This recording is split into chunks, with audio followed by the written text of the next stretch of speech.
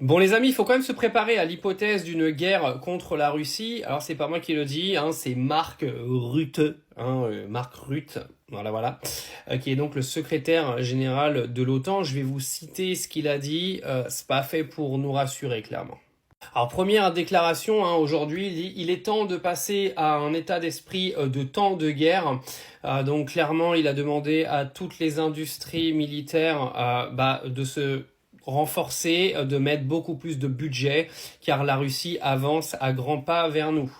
Alors il en a appelé au soutien de l'opinion publique et au sens du sacrifice pour empêcher la prochaine grande guerre sur le territoire de l'OTAN. Il a déclaré par la suite « Le danger se rapproche de nous à grande vitesse ». Il a continué son discours d'arrière en expliquant que l'économie russe est sur le pied de guerre pendant qu'en Europe, les États rechignent à dépenser davantage pour augmenter leur capacité de défense. Et au-delà de la Russie, la Chine, mais aussi l'Iran et la Corée du Nord sont à la tâche pour affaiblir l'Amérique du Nord et l'Europe, a souligné Mark Rutte. Nous devons être lucides sur les ambitions de la Chine lorsque celle-ci augmente substantiellement ses forces, y compris ses armes nucléaires sans limite et dans l'opacité.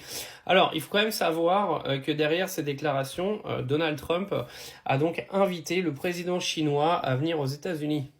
Bon, clairement, à l'OTAN, ça veut faire flipper l'intégralité de l'Europe. Ils sont en train de nous expliquer qu'en fait, il faudrait faire, nous, des sacrifices parce que il faudrait sauver l'Europe si la Russie venait vers nous pour une guerre avec l'OTAN. Sachant que l'OTAN est clairement en danger, quand Donald Trump a expliqué que si les pays de l'OTAN ne dépensaient pas plus d'argent, en gros, les États-Unis se retiraient de l'Alliance, ce qui serait quand même la fin de l'Alliance, disons-le, disons les termes, parce que bon, l'OTAN sans les États-Unis, c'est un petit peu l'état du PSG sans Mbappé. Elle va vous plaire celle-là. Mais voilà, le narratif il est clair au niveau de l'OTAN. Aujourd'hui, la Russie cherche à venir faire une guerre avec nous. Je n'y crois absolument pas, je n'y ai jamais cru. Aujourd'hui, je dirais même que c'est plutôt l'OTAN qui pousse à cette guerre. Mais pour qu'il y ait une guerre, il faut toujours qu'il y ait une raison de faire la guerre.